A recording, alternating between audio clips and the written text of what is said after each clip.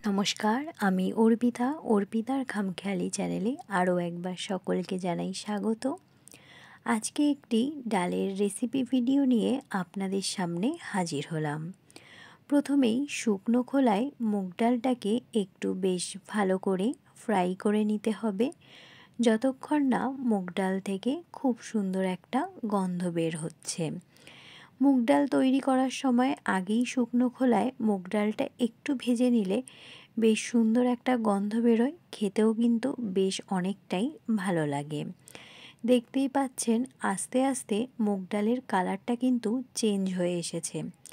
খুব সাধারণ আজকে একটি ডালের রেসিপি আপনাদের সাথে শেয়ার করছি, একদম সহজ পদ্ধতিতে আপনারা বাড়িতে তৈরি করে নিতে পারবেন। আশা করি সকলের খুব ভালো লাগবে। সম্পূর্ণ ভিডিওটি দেখার অনুরোধ রইল। মুগ ডাল দেখতেই পাচ্ছেন রঙটা চেঞ্জ হয়ে এসেছে। এবার আমি একটি পাত্রে মুগ ডালটা যে ভেজেছি সেটাকে নামিয়ে রাখব। এবার রেসিপি শুরু করব। সেই জন্য প্রথমেই সরিষার তেল দিয়ে দেব। সরিষার তেল একটু গরম হলেই তাতে আমি ফোড়ন ব্যবহার করব। ফোড়নে আমি অ্যাড করব শুকনো লঙ্কা আর সর্ষে। ডালটা যেহেতু টক ডাল, সেজন্য সর্ষে ফোড়ন দিয়েছি। সর্ষে ফোড়নে টক ডাল খেতে কিন্তু বেশ অনেকটাই ভালো লাগে।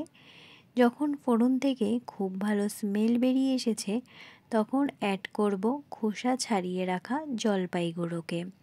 এখানে আমি জলপাই দিয়ে মুগ ডালের একটি রেসিপি শেয়ার করছি আপনাদের সাথে।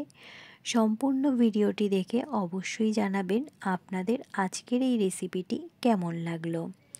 এই পর্যায়ে দেখতেই পাচ্ছেন জলপাইটা দেওয়ার পর একটু কিছুক্ষণ ফ্রাই করে নেব।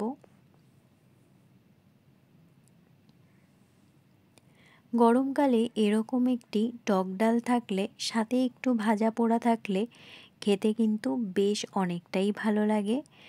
গরমকালে টক ডাল এরকমভাবে একবার তৈরি করে দেখবেন, আশা করি সকলের খুব ভালো লাগবে। এই পর্যায়ে আমি যে ভেজে রেখেছি মুগ ডালটা সেটাও দিয়ে দেব, দিয়ে বেশ কিছুক্ষণ একটু ফ্রাই করে নেব। এই পর্যায় পর্যন্ত যে সকল বন্ধুরা ভিডিওটি কন্টিনিউ করছেন কিন্তু একটি লাইক দিতে ভুলে গেছেন, প্লিজ একটি লাইক দিয়ে ভিডিওটি কন্টিনিউ করবেন। আপনাদের একটি লাইক কিন্তু আমার কাছে অনেক গুরুত্বপূর্ণ। এই পর্যায়ে দেখতে পাচ্ছেন বেশ অনেকটা কিন্তু ভালো করে আমি ফ্রাই করে নিচ্ছি। এই পর্যায়ে আমি পরিমাণ মতো লবণ অ্যাড করব। ডালের পরিমাণ অনুযায়ী আপনারা এখানে লবণটা অ্যাড করবেন, এরপর জলও অ্যাড করবেন, সেটা বুঝেই লবণের পরিমাণটা আপনারা অ্যাড করবেন। লবণটা দিয়েও বেশ কিছুক্ষণ মিক্সড করে নিয়ে ফ্রাই হতে দেব। বেশ অনেক দিন বাদেই আজকে একটি রেসিপি ভিডিও আপনাদের সাথে শেয়ার করছি। আশা করি সকলে মতামত জানাবেন আপনাদের এই ভিডিওটি কেমন লেগেছে। রান্নার এই পর্যায়ে আমি অ্যাড করেছি হলুদ গুঁড়ো। খুব কম মশলায় এই রেসিপিটি তৈরি হবে। হলুদ গুঁড়ো, লবণ, ব্যাস, এখানে আমি আর এক্সট্রা কোনো মশলা ব্যবহার করব না। টক ডাল একটু পাতলা হলেই কিন্তু খেতে বেশ ভালো লাগে, সেই জন্য এখানে এক্সট্রা আর কোনো মশলা আমি অ্যাড করব না। এই পর্যায়ে দেখতেই পেলেন অ্যাড করেছি একটা কাঁচা লঙ্কা। যেহেতু টক ডাল, ঝাল কিন্তু বেশি ভালো লাগবে না, সেই জন্য একটি কাঁচা লঙ্কা আমি অ্যাড করেছি। চাইলে আপনারা ঝালের পরিমাণ বাড়িয়ে অথবা কমিয়েও নিতে পারেন, সেটি সম্পূর্ণ আপনাদের নিজস্ব পছন্দ।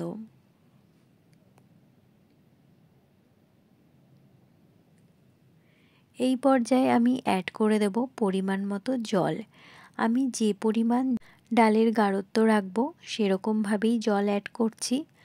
আপনারা ডাল ঘনত্ব যেমন রাখবেন, অর্থাৎ পাতলা বা গাঢ় যে পরিমাণ রাখবেন সেটা বুঝেই কিন্তু জল অ্যাড করবেন। যেহেতু টক ডাল তৈরি করছি, সেই জন্য আমি ডালটা খুব বেশি ঘন রাখবো না, সেই বুঝেই আমি জল অ্যাড করেছি। এবার খুব ভালো করে ফুটিয়ে নিতে হবে। ডালের প্রচুর রেসিপি আমি কিন্তু আমার চ্যানেলে এর আগে শেয়ার করেছি, চাইলে আপনারা আপনাদের ইচ্ছে মতো দেখে নিতে পারেন।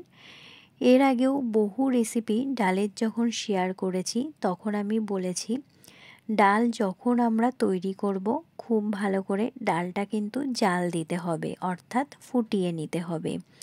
যত ভালো করে আমি ডালটা ফুটিয়ে নেব ডালের স্বাদ কিন্তু ততটাই ভালো হবে।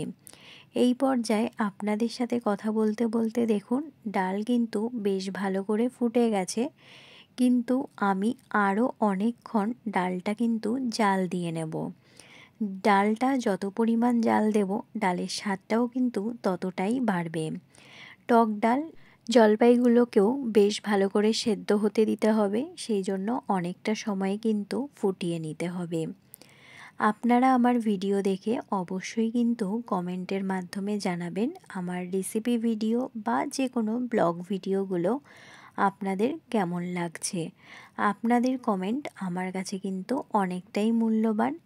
যে সকল দর্শক বন্ধুরা আমার চ্যানেলে নতুন যুক্ত হয়েছেন তাদেরকে অসংখ্য ধন্যবাদ আমার পাশে থাকার জন্য।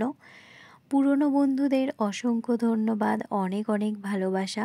আপনাদের সহযোগিতা, আপনাদের আশীর্বাদ ছাড়া আমার পথ চলা কিন্তু কখনোই সম্ভব নয়।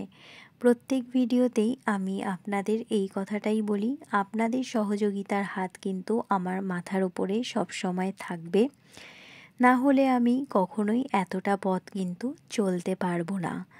আশা করি আগামী দিনগুলোও আপনাদের সহযোগিতা, আপনাদের আশীর্বাদ এইভাবেই পাবো। অনেকটা কথা বলতে বলতে কিন্তু রেসিপি প্রায় তৈরি হয়ে এসেছে। ভিডিওর মাধ্যমে দেখতেই পাচ্ছেন ডালটা কিন্তু বেশ ভালো করে সেদ্ধ হয়ে গেছে, জলপাইগুলিও সেদ্ধ হয়ে গেছে। ডালটা বেশ বেশি গাঢ়ত্ব মানে ঘনও হয়নি, আবার খুব বেশি পাতলাও হয়নি।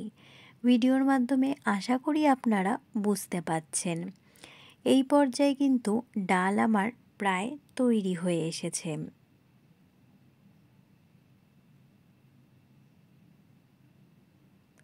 সর্ষে ফোড়ন দিয়ে এভাবে একবার টক ডাল তৈরি করে দেখবেন, আশা করি সকলের খুব ভালো লাগবে। আমার ডাল প্রায় তৈরিই হয়ে এসেছে। এই পর্যায়ে আমি একটি পাত্রে ডালটা সার্ভ করে নেব। আমার আজকের ভিডিও আপনাদের কেমন লাগলো অবশ্যই কমেন্টের মাধ্যমে জানাবেন। ভালো লাগলে পাশে থেকে যাওয়ার অনুরোধ রইল। আজ তাহলে এখান থেকেই বিদায় নিচ্ছি। সকলে ভালো থাকবেন, সুস্থ থাকবেন, নিজেদের খেয়াল রাখবেন। আজ তাহলে এখান থেকেই বিদায় নিচ্ছি। সকলকে নমস্কার। সকলে ভালো থাকবেন, সুস্থ থাকবেন, সকলকে ভালো রাখার চেষ্টা করবেন।